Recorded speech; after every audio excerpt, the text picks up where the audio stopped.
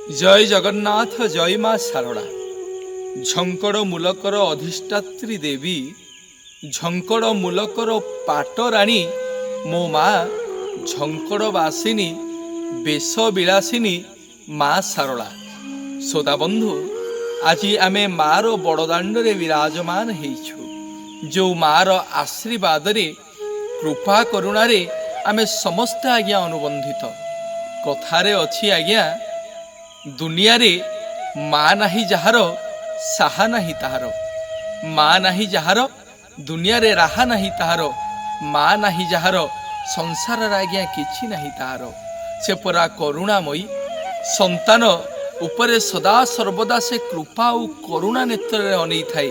सेइथिपई परा से माँ माँ बोली डाकिदेले अनति दूर रे जोठी भी डाकंतु माँ बोली। मो माँ ता पणत कानी रे ता संतान को घोड़े रखे। सेइथिपई से बेश विलासिनी करुणामयी परम आह्लादिनी माँ, झंकड़ मूलकर इष्ट देवी माँ, कनकपुरर पाटराणी माँ, बेश विलासिनी शारदा। श्रोता बंधु, दुनिया रे अनाथ होची सेई संतान, जो संतान उपरु मो माँ ता हाथ को उठेई दिए। दुनिया रे अनाथ होची सेई संतान, जो संतान उपरु मो माँ ता पणत कानी को आज्ञा काढ़ी निए। संतान सेई संतान होची अभागा ए समग्र भूखंड भारत रे। जो संतान उपरु मो माँ ता कृपा नयन रे अनेबा बंद कर दिए, सेई होची अनाथ दुनिया रे। दुनिया रे आज्ञा आमे समस्ते अनाथ हो जिबा जदि मो माँ बेश विलासिनी शारदा मते कृपा न करिबो, आमको करुणा न करिबो, आमको आशीर्वाद न करिबो। श्रोता बंधु, कनकपुरर इष्ट देवी मो माँ शारदा केवल कनकपुरर नुह आज्ञा, समग्र भारत भूखंड रे जेते कलाकार को आपण दर्शन करिवे, जेते कलाकार को आपण देखिबे, प्रत्येकटी कलाकारंकर इष्ट देवी होउछंती माँ शारदा। मो मार यदि आशीर्वाद न हब, गीत गाइबा दूर रे थाउ आज्ञा, कथा कहिबा मध्य आम पई कि कष्टदायक साध्य हुए। मो माँ बेश विलासिनी शारदा। एंतुड़ी शालर प्रथम कुआ शब्द रे जो मार कृपा और करुणा आज्ञा उभय भरी रही थाए। जो माँ एंतुड़ी शालर आम भविष्य लेखिबा आरंभ करे, सी होउछंती बेश विलासिनी माँ शारदा। पवित्र दरबार रे पवित्र दिन रे मो माँ झंकड़ मूलक इष्ट देवी शारदांक पाखरु अगणित श्रोता मानंक पई माँ को पाखरे प्रणाम करुछि। माँ समग्र विश्व ब्रह्मांड को ता कृपा नेत्र अनै थाउ। समग्र विश्व ब्रह्मांड को ता पणत कानी रे घोड़े थाउ। समग्र विश्व ब्रह्मांडर संतान को से कोड़े नौ। बेश विलासिनी माँ शारदा। जो मार महिमा को आज्ञा आज गान करिबा पई आपणक पाखरे मु मूर्ख दीप्ति रंजन प्रधान आपण मानकु मार महिमा को किछि कहिबा को चेष्टा करिबी। जदि आपण माने आपण मानकर विशाल हृदय रे किछि जदि त्रुटि हेबो, आपण माने क्षमा करिवे। मो माँ शारदांकर आशीर्वाद को नहीं आजिर पवित्र रात्र रे पवित्र तिथि रे आपण मानकु मार महिमा को गान करिबा जाउछि। झंकड़ मूलकर इष्ट देवी माँ शारदा। जो मार महिमा रे आमे समस्त अनुबंधित। विश्व ब्रह्मांड रे मो माँ होछंती स्वतंत्र व्यतिक्रम। कौन पाई मो माँ व्यतिक्रम? स्वतंत्र विश्व ब्रह्मांड रे व्यतिक्रम देवी होछंती झंकड़ मूलकर पाटराणी। आपण विभिन्न शैव पीठ को जिबे, विभिन्न देवींकर पीठ को जिबे, प्रत्येक देवींक उपरे केवल बेलपत्र आज्ञा अर्पण हुए। और प्रत्येक देवींक पाखरे केवल बेलपत्र ही समर्पण हुए, तुलसी कहा पाखरे समर्पण हुएनी। किंतु विश्व ब्रह्मांड रे एभली एक देवी जे झंकड़ मूलकरे विराजमान करिछंती मो माँ सिद्ध शारदा। जो माँ पाखरे तुलसी बेलपत्र अर्पण हुए, चंदन और सिंदूर अर्पण हुए, विभिन्न पुष्पर अलंकार रे मो माँ आज्ञा ସୁନ୍ଦର କମନୀୟ ରୂପରେ ଭକ୍ତଙ୍କୁ ଦର୍ଶନ ଦିଏ।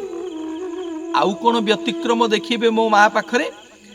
ବିଶ୍ୱ ବ୍ରହ୍ମାଣ୍ଡରେ ଯେକୌଣସି ମନ୍ଦିରକୁ ଯାଆନ୍ତୁ ଆଜ୍ଞା, ପ୍ରତ୍ୟେକ ଦେବାଳୟ ପୀଠରେ ବା ଦେବୀଙ୍କର ପୀଠରେ ମା ଦଶ ମହାବିଦ୍ୟା ବା 16 ବେଶରେ ଭକ୍ତଙ୍କୁ ଦର୍ଶନ ଦିଅନ୍ତି, ବା ମହାକାଳୀ, ମହାସରସ୍ୱତୀ, ମହାଲକ୍ଷ୍ମୀ ରୂପରେ ମଧ୍ୟ ଭକ୍ତଙ୍କୁ ଦର୍ଶନ ଦିଅନ୍ତି।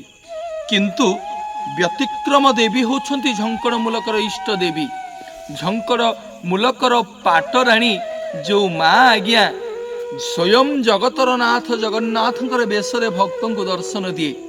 ଏଭଳି ଦେବୀ ଆଜ୍ଞା ଆପଣ ପାଇବେନି, ଯେଉଁ ଦେବୀ ପ୍ରତ୍ୟେକ ଏକାଦଶୀରେ ଜଗନ୍ନାଥ ରୂପରେ ଭକ୍ତଙ୍କୁ ଦର୍ଶନ ଦିଏ।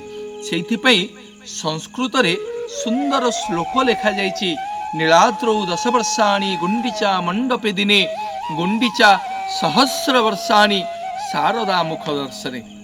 ଆପଣ ଦିନେ ଦିନେ ଦିନେ ଦିନେ କରିକି ଜଗନ୍ନାଥ ମହାପ୍ରଭୁଙ୍କର ନୀଳ କନ୍ଦରରେ ଦର୍ଶନ କଲେ ଯେତିକି ପୁଣ୍ୟ ଅର୍ଜନ କରିବେ, ଆଡ଼ପ ମଣ୍ଡପରେ ଆଜ୍ଞା ଗୋଟିଏ ଦର୍ଶନ, ଥରିଏ ଦର୍ଶନ କଲେ ଆପଣ ସେତିକି ପୁଣ୍ୟ ଅର୍ଜନ କରିବେ। ପୁଣି ଦିନେ ଦିନେ ଦିନେ ଦିନେ କରିକି 10 ବର୍ଷ ଯାଏଁ ଆପଣମାନେ ଆଡ଼ପ ମଣ୍ଡପରେ ଗୁଣ୍ଡିଚା ଘରେ ଜଗନ୍ନାଥଙ୍କୁ ଦର୍ଶନ କଲେ ଯେତିକି ପୁଣ୍ୟ ଅର୍ଜନ କରିବେ, ତାଠୁ କୋଟି ପୁଣ୍ୟ ଅର୍ଜନ କରିବେ ଯଦି ମୋ ମା ଶାରଳାଙ୍କୁ ଜଗନ୍ନାଥ ବେଶରେ ଦର୍ଶନ କରିବେ। କ'ଣ ପାଇଁ ମା ଜଗନ୍ନାଥ ବେଶରେ ଦର୍ଶନ ଦିଅନ୍ତି?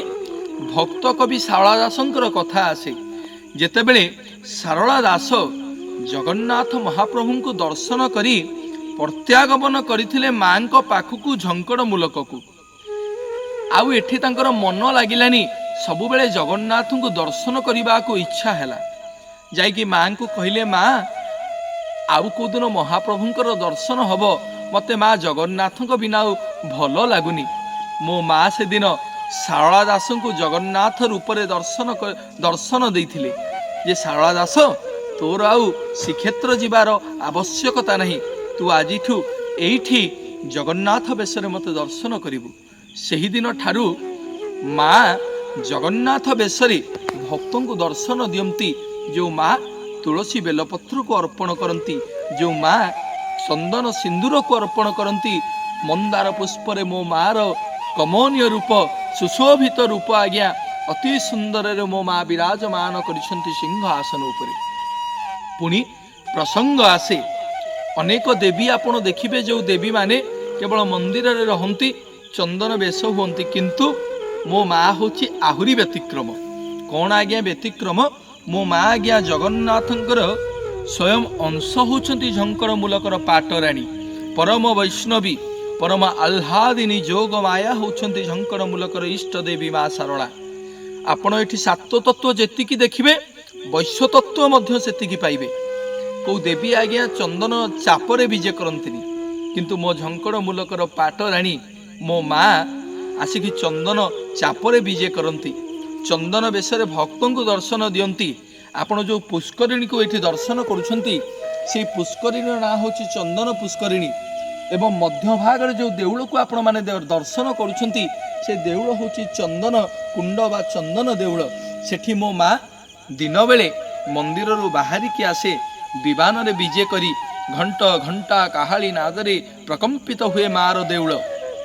ମା ଆସି ଏହିଠାରେ ବିରାଜମାନ କରି ଡଙ୍ଗାରେ ବିଜେ ହୋଇ ମା ଚନ୍ଦନ ପୁଷ୍କରିଣୀକୁ ଅତିକ୍ରମ କରି ଚନ୍ଦନ କୁଣ୍ଡରେ ଯାଇକି ବିଶ୍ରାମ ନିଏ।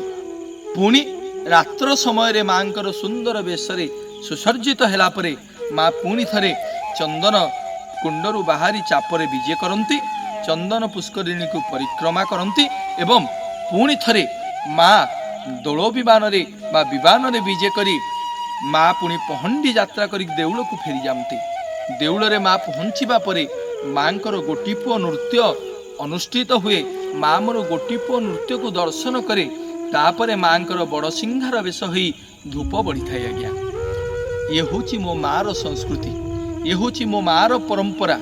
ପୁଣି ଦୋଳ ସମୟ ଆସିଲେ ଯେମିତି ମଦନ ମୋହନ ଆଜ୍ଞା ବିଜେ କରନ୍ତି ଡଙ୍ଗା, ଯେମିତି ମଦନ ମୋହନ ବିଜେ କରିକି ଦୋଳ ବିମାନରେ ଆଜ୍ଞା ଦୋଳ ମଣ୍ଡପକୁ ଯାଆନ୍ତି, ସେମିତି ମୋ ମା ମଧ୍ୟ ଦୋଳ ମେଲଣକୁ ଯାଏ। ମୋ ମା ମଧ୍ୟ ଯମୁନା ସ୍ନାନ କରିବାକୁ ଯାଏ।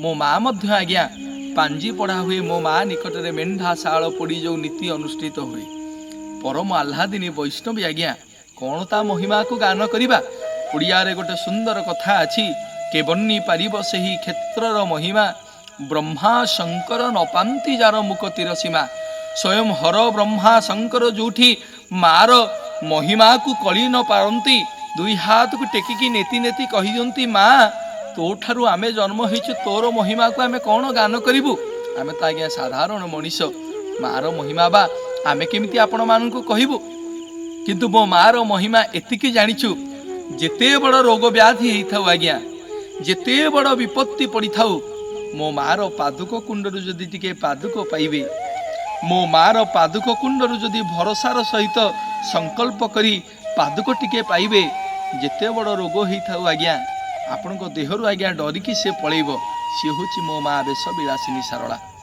जो माँ पाखरे आज्ञा साइंटिस्ट माने फेल मारंती डॉक्टर माने फेल मारंती रोग हेइची आज्ञा रोग कमुनी आसंतु मो झंकड़ मूलक माँ शारलांकर पीठ को मो मार पादुक कुंडरू जो कुंड आज्ञा केबे हेले भी सुखिनी जो कुंडरे आज्ञा केतेबेले पादुक अभाव पड़ेनी जो कुंडरे मो मार सबुतिक शक्ति आज्ञा भरी रही ता पादुक कुंडरू टिके पादुक नहीं पाईदेले जीवन रे आज्ञा अमृत पाइबा सहित समान हो जाए मो मार पादुक कुंडरू जदि टिके पादुक पाईदेबे अमृत पाइला भली आनंद विभोर हो जिबे आपण मो मार महिमा होछि आज्ञा या झंकड़ माटी झंकड़ मूलकरू मो माँ परम आह्लादिनी वैष्णवी मार नीलचक्र उपरे देखंतु तो अनेक देवालय पीठ को आपण जिबे मांकर मंदिर चूड़ा देश शक्ति स्तंभ भाव त्रिशूल थाए एवं अनेक स्थान रे नीलचक्र थाए